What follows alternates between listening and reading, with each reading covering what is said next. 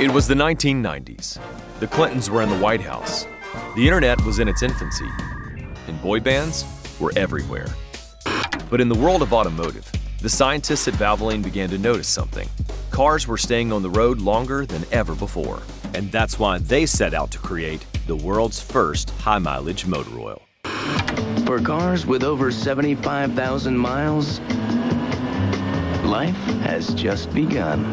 Introducing Valvoline MaxLife motor oil. So the way I remember it is that I was in a focus group session out in Los Angeles, and we were talking to people who owned older cars, DIYers especially, were focused on DIY at the time, and we put this concept in front of them. It was almost immediate that the response was, well, if Valvoline made a product like that, I would switch. I would buy that product.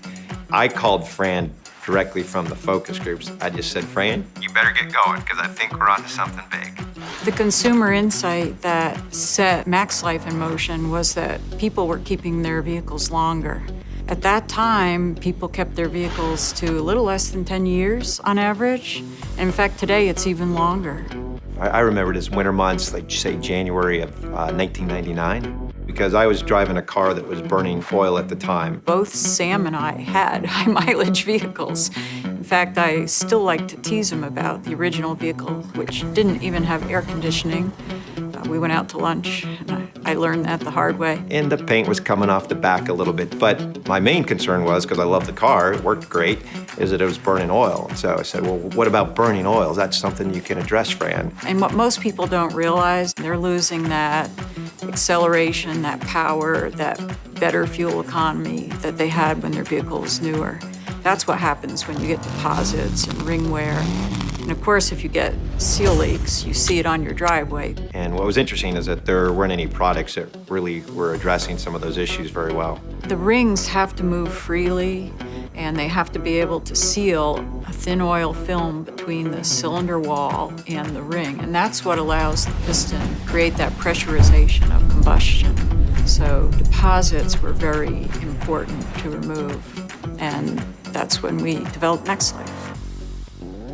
This was more about, passion for the car. But we wanted something special. We wanted something that no other company would have.